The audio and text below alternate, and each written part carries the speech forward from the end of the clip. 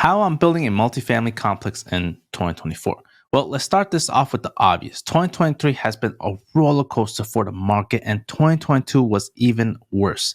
I get it. And yet, nothing here has distracted me from wanting to pursue, to build this thing in 2024. I am a person who wants to basically have time in the market and not someone who actually wants to time the market. It's basically a 20-month plan to get this one thing started. So first, let's start off with how I got to this point because it's part of the process of how I getting to where I'm trying to be at in 2024. Second is what have I done to get to this point? Because without that, then I can't explain the point right now. And third, the conclusion on how I can make and basically maximize this opportunity. So let's start off with how I got to this point right now to allow me to build this thing out, this dream of mine. So you are probably saying right now that real estate is too expensive. I know, and trust me, I understand what you mean because in 2017, when my wife and I bought our first property, we thought it was too expensive too. We closed the house and we wanted to get out right when we bought it. We were so afraid of the $320,000 in debt that we had. I called my wife and I was basically saying, hey, I don't know if this is a good idea. Can you call the person? She called him. He said it's too late. So we just went along with it. And having a home for $300K was really expensive 6 years ago.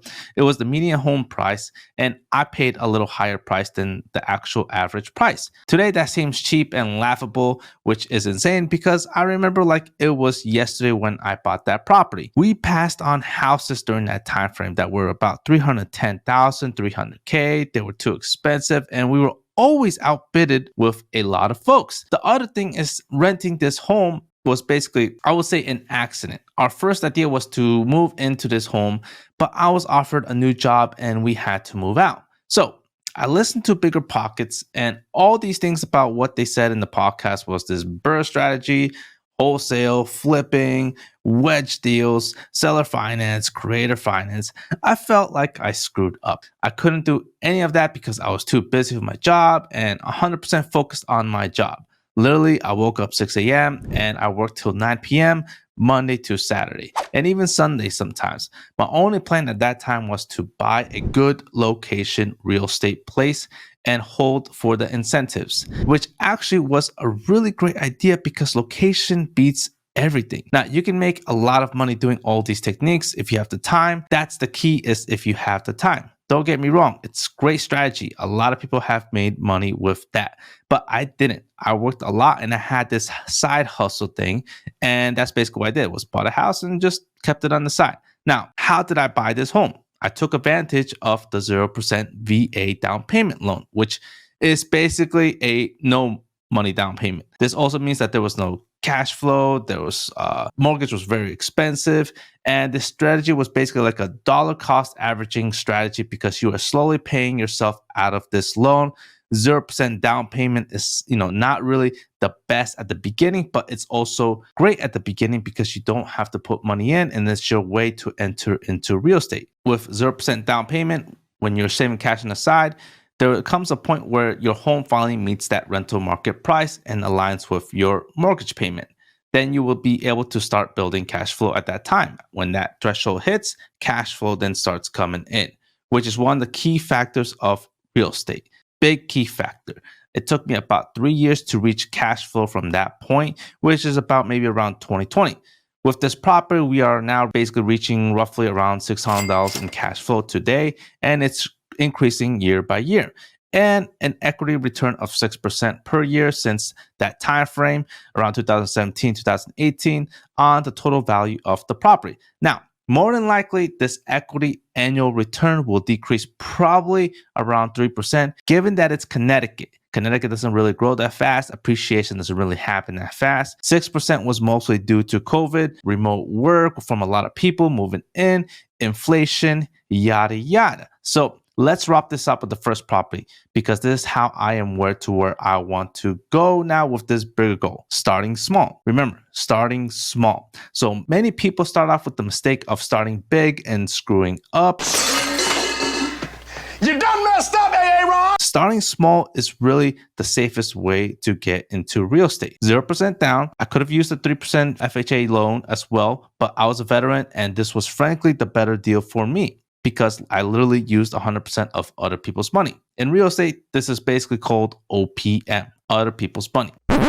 We spending OPM, other people's money. As a first-time home buyer, there are many advantages that you can take: 0% VA loan, FHA, and even your state will offer some incentives. Right now, typically when real estate is high, there are states doing this thing. In Connecticut recently, they provided tens of thousands of dollars of grant to the first-time home buyer, meaning that it's basically free money for that first-time home buyer. Well, when I say free, I mean technically you pay taxes on it, but anyways, first 3 years, nothing, just paying off the loan for me. Wrap up with the first property. First, equity kicked in and started coming in, which is a total of $160,000 in equity after 6 years. Second, cash flow started coming in out of the property after the third year, which was about $100 around 2020, and then it completely skyrocketed till today in 2023, which now is reaching about $600. Cash flow and equity. So we now have that stuff. We are good to go. Things are looking great, and we got into another home around a similar time frame. So my wife and I looked into another area where there was a lot of development in the city, and we bought an apartment. It wasn't really a single family home. She sold her first home. It was a very old home, and I put some money as well into this property. Bought this nice apartment for us to move in. Again, for us to move in. It wasn't typically for rental. The place was being constructed and there was barely anything around these complexes. We knew that the place was going to be built out eventually, and it was cheaper and new because no one wanted apartments around an empty area. I mean, this place looked like the Sahara Desert, man. But we knew with time it was going to develop, and that was the big key thing. So what occurred after all these years? Well, a mega mall was built between 5 minutes away from where we live, a movie theater, more apartment complexes, and a supermarket, all within the area. Basically a whole city. And I would say my wife has good taste because that was basically her place that she wanted to move in. And that's all I have to say about that, because that's even with the first property as well. So we bought it roughly around $110,000, rented it out for $600, and the equity 2x to where it's valued at an estimation of $200K. But the main thing is that we now had two properties helping us build our wealth for our family, my wife and I, and our children. Equity and cash. But here's the main thing. These were by accidents, and I had to analyze why they did so well. It ultimately comes down to one thing: location. Location equals equity and cash. Horrible location equals barely no equity, barely no cash, because not many people want to live there, especially in a bear market. In a bear market, location becomes key because people want to move in the best locations, and that's truly the only area that can really sustain itself. So here's the third thing, which is this year. Last month, we decided to purchase an investment home in Florida. We searched Google Earth, rode the maps around with the little Google map thing and the arrow. We looked around all these streets to find out where these areas were. I started like crazy for 8 months during this whole recession time frame. My wife and I finally decided to look into the Orlando market in a specific location, and we finally made the decision to fly over there. And it was actually my wife who flew to Orlando to see how the property looks like. It was a couple of properties here and there, and if we were going to pay a $400,000 home, might as well look at the area. And crazy enough, this was the first time we actually used a down payment. After 6 years of saving, we put a down payment into this home because we didn't have a first-time homeowner advantage, which assisted us to get to where we are right now. Overall, this didn't really matter because we did want to put a down payment in this current time frame because the monthly loan is ridiculous with a no down payment for us, and probably for many people as well, with a 7% interest rate, 6% interest rate. So it lowered the cost of the monthly loan expense. The house was basically $449,000 with a down payment for $110,000, 7% interest, and possibly maybe we're going to do a refinancing later on from down later, maybe like 5 years from now, 6 years from now. We should be able to reach cash flow a lot sooner with a significant down payment, and I believe Florida's population will keep increasing with hopefully a capital appreciation aligned with that, especially in Orlando where there's a lot of construction going on and a lot of people moving in. Yes, we have an area called Lake Nona that is building a huge tech and medical city and an international airport nearby, which is about 5 minutes to where we actually picked the location at. And since we don't have the cool advantages of wholesaling, creative financing, seller financing, subject to taking over loans, we don't have the time to do that right now. We rely on location. Once again, location, and that's what's helped us to where we are right now. Maybe later with time, we can look into that stuff, but I don't really see myself getting into that zone area. So here we are, single family home, and that's it. No more single family homes for me, unless there is something really undervalued that could correct the housing market further within the next 2 to 4 years, maybe higher interest rates, lower seller prices, with prices cutting down. Maybe typically I could get in. But right now, what I'm focused on is multifamily homes. It's time for the next step. I don't want to become a flipper, a wholesaler, a broker. I don't want to become a single family home investor.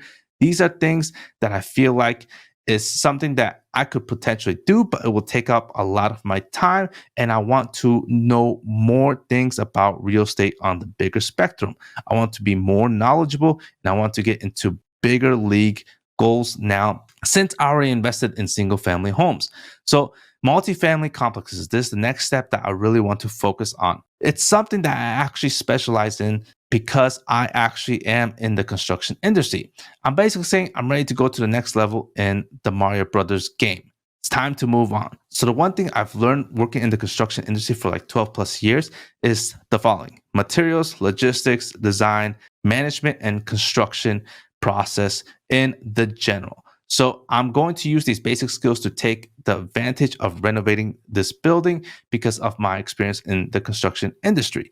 You need to use things that you know that you can take advantage of. If you have couch flipping experience, maybe flipping houses could be your thing. If you're an accountant, maybe single homes would be your thing because you can use depreciation, building LLCs, 1031 exchanges to your specialty. It'll be your skill in real estate. For me, it's construction and using that experiencing in design, building, and rehabbing this multifamily could help out tremendously. You will typically make a better return of investment if you use your job skills in your hustle. Now, granted, I'm not, specialized in these sections, but I've been working around this whole industry and I got the taste of how it works. So I'm going to build a multifamily apartment complex on a commercial property in partnership with my father, who cannot do this alone.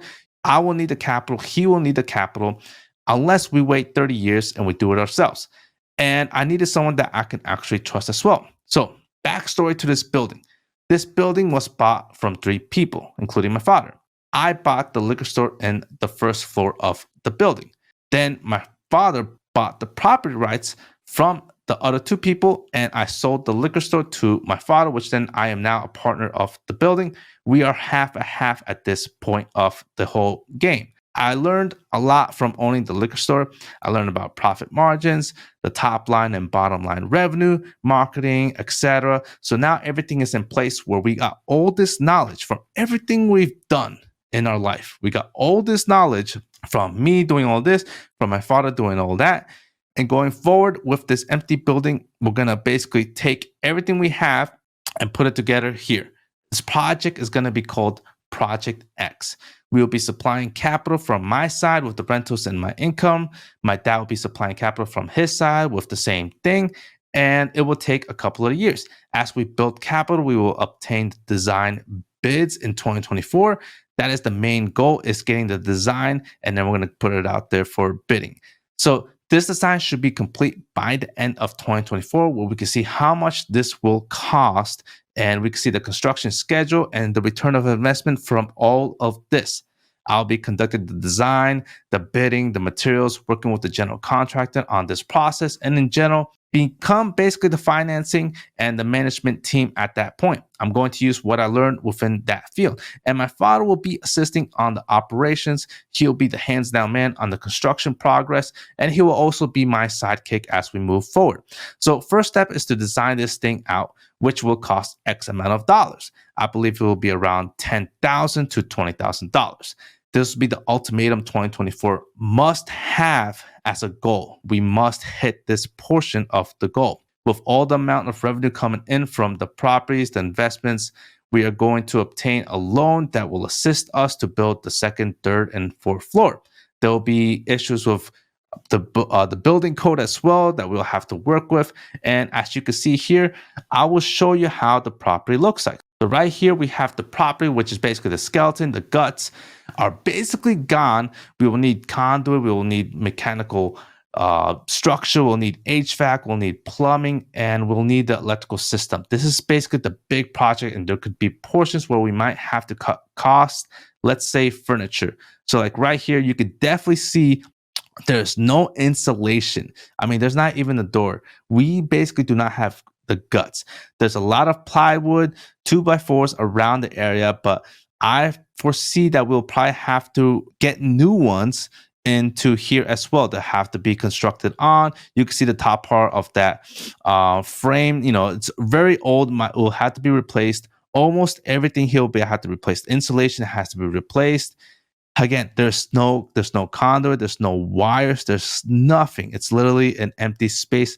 We'll have to design the whole thing. Really, the only thing that could probably stay in here and just stay is the floor.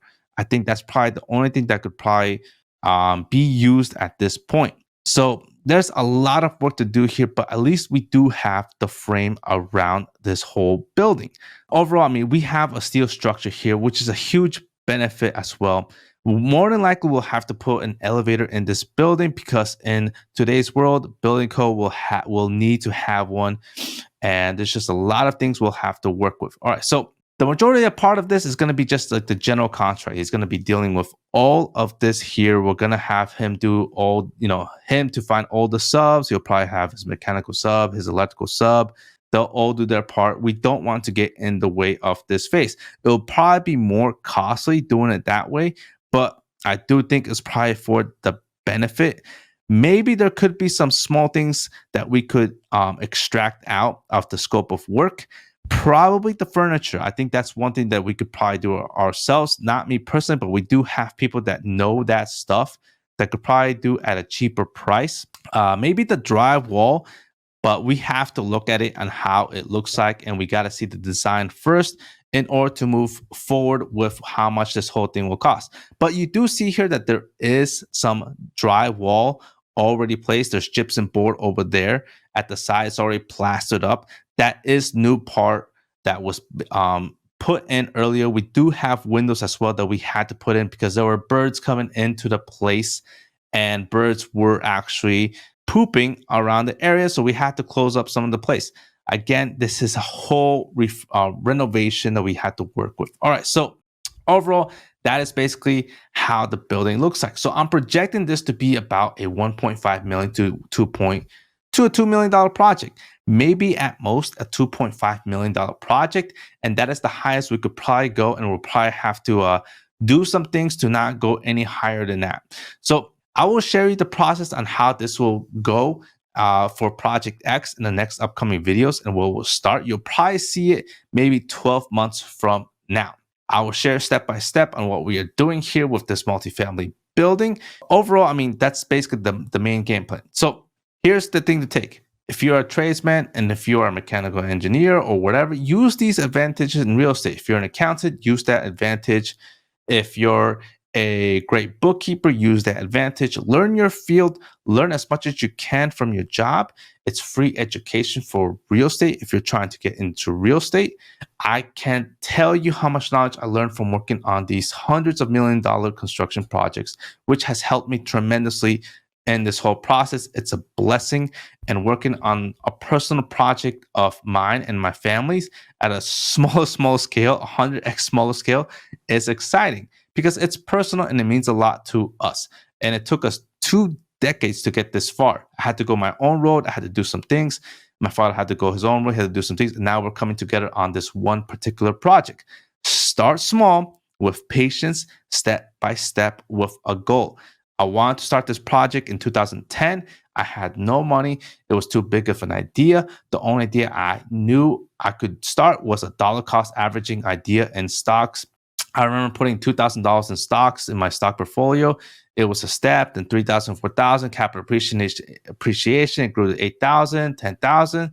Bam, bam, bam. It was small, small. And little by little, I grew that stock portfolio. Then my wife and I bought the first property, second, and now we are here. Patience is key. Don't let distraction get to you. Focus on the small goals. Hit it, hit it, hit it. And now eventually you'll already be there at the goal you were trying to aim for. So again, small steps leads to the finish line. So in conclusion, to wrap all this up, what has helped me build this 2024 project is cash flow, equity, income, inflation on the debt that will be used as a HELOC. That is basically a home equity line of credit. I would say depreciation, but I didn't learn that until later on, probably around 2020, 2021. I felt like it was a little bit too late, but it's a part of the process in the future. So that is one part that you will start understanding. It's like once you start getting in, you'll start hammering into all these obstacles, basically saying, oh, I wish I learned this, I wish I learned that. But eventually you'll learn as you go forward. You can go through so many seminars, so many podcasts, but you will never experience it when you're actually, until you actually do it, is when you start really, really learning. So on the side, I do have a podcast on NFTs with the boys, Value Vibes, where we talk about projects. That's a whole nother thing. That's a whole nother thing that we have to work on and build. That's for another episode, which is another goal. That's on the operational side of things. And that is basically how I'm trying to get into this whole game of building multifamily homes. And I do hope that you get to see my whole journey. Make sure you subscribe. You hit that like button. You comment below on what you think of this idea. And if you are here from my journey from the beginning, from my first real estate video that I posted up, and I believe it was 2019, where you can see to where I'm at now. So that's why I post these videos, because it's sharing the journey of how it began, and who knows what 2025, 6, 7 will show, what I will upload at that point. Maybe we'll have a multifamily home. That will be exciting, and we'll see from this video. So much love and peace.